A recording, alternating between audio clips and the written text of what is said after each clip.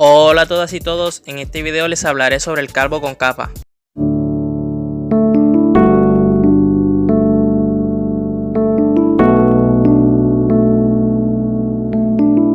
Manga que hasta hace poco fue la sensación. Era inevitable no entrar a cualquier página de internet y encontrar así sea un pequeño panel dibujado por Murata, un gran 2022 para el manga de One Punch Man.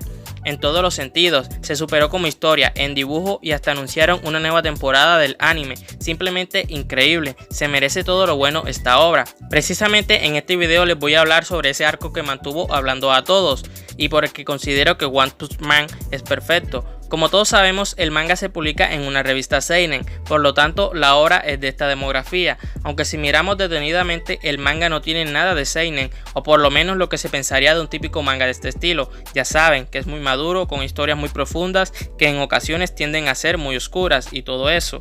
Es un misterio por qué One decidió publicar su serie en este tipo de demografía, pero si lo miramos desde otro punto de vista, siento que es muy inteligente por parte de él, ya que la premisa principal del manga es de superhéroes y se esperaría que una historia así se publique en una revista de shonen, pero One al parecer no quiere hacer lo mismo que todos hacen, un típico shonen, sino que quiere llevar su obra mucho más allá. Si bien es cierto que las historias de One se caracterizan por tener mucho humor y hacerlas fuera de lo común, hasta el punto de considerar el desarrollo de sus historias como originales, y considero que fueron estos mismos factores los que motivaron a que One esté en un género como el seinen, tal vez para no sentirse presionado sobre qué hacer y qué no hacer con su historia como en otras revistas, sino que en esta él tenga más libertad.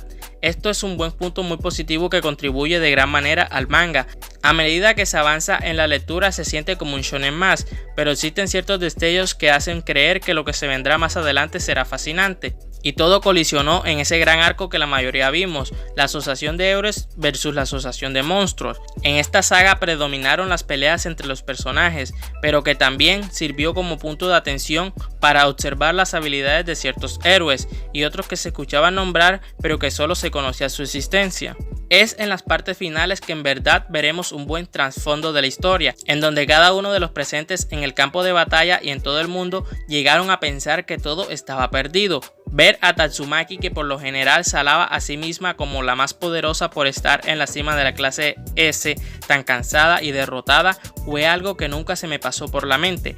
En un escenario donde prácticamente la mayoría de héroes se encontraban inconscientes, producto de todo el esfuerzo de las múltiples batallas que habían librado, y que solo se encontraban en pie aquellos que son los más fuertes, pero que aún así con ellos será casi imposible acabar con todo el poder que los tiene tan agobiados.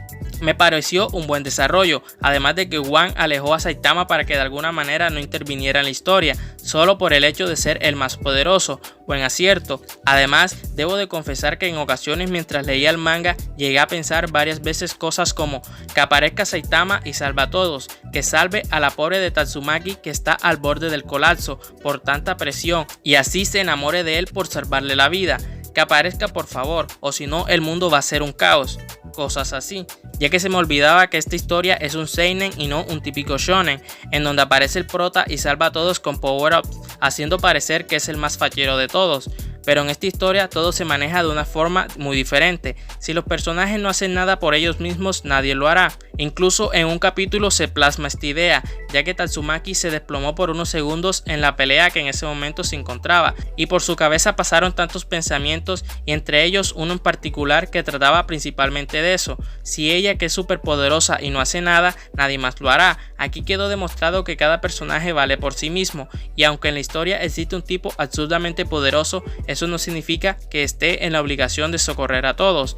Otro punto a tener en cuenta es que en pequeños trazos de la historia ha quedado demostrado que el ser humano de este universo ficticio es muy egoísta. Puede que sea un héroe muy reconocido y tal, pero que no dudará un segundo en elegir sus deseos por encima de otra cosa, entre ellos Saitama, nuestro protagonista, porque puede que sus intenciones sean buenas o no, independientemente de eso, si es necesario harán cualquier cosa sin importar las consecuencias. Este es el principal motor que mueve dos pilares en la historia, Garou y la maga, que es la villana final, que por diversas circunstancias terminaron en ese estado, arrastrando también a personas inocentes que no tienen nada que ver. Así pudimos ver cómo este tipo de ente, que por el momento se conoce como Dios, acecha a las personas que buscan insaciablemente poder. Este tipo de Dios se presenta hacia aquellos que necesiten lo que ellos quieren.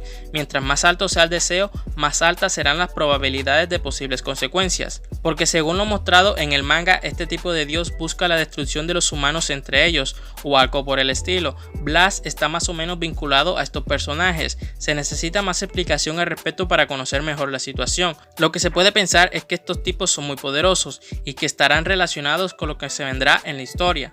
Para cerrar este punto, me gustaría comentar que por el momento me encanta todo lo que vi de One Punch Man y el camino hacia donde se quiere dirigir. Esperemos saber cómo maneja todo este tema One sobre Dios, los límites que hay que romper para obtener un gran poder y el egoísmo que ha sido últimamente el motor que mueve a los personajes.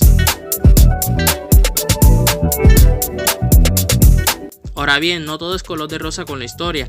Como muy bien todos sabemos, el manga se publica mensualmente y por ende la historia va a ir mucho más lento, a diferencia de un manga semanal, que constantemente veremos un desarrollo de la historia, cosa que no ocurre con One Punch Man, ya que al ser una serie mensual, obviamente los encargados de la historia, que en este caso son One y Murata, no van a poder hacer todo lo que quisieran con el manga.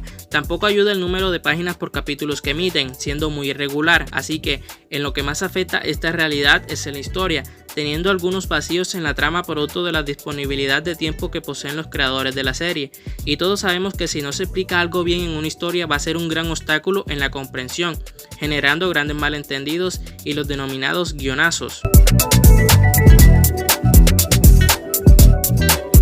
Vimos una serie que fue capaz de evolucionar gracias a los elementos que capítulo por capítulo se iban construyendo, con el desarrollo de las ideas de una gran manera y la introducción de conceptos como el egoísmo a la serie, que harán de la historia una gran obra. Y como todas las historias, ya sea de manga o de anime, tienen sus altibajos, y esta serie no está muy alejado de esto. El manga tiene un gran problema, y es que no se desarrollan algunos puntos por brindarle atención a otros, dejando la serie desbalanceada, ya que los autores no cuentan con la disponibilidad de tiempo necesaria.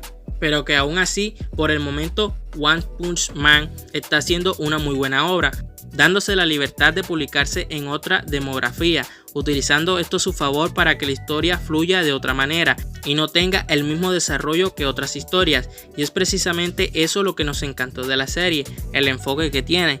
Esperemos que vendrá en el futuro para el manga, y por el momento estar muy pacientes con la tercera temporada para ver qué tan sorprendente será.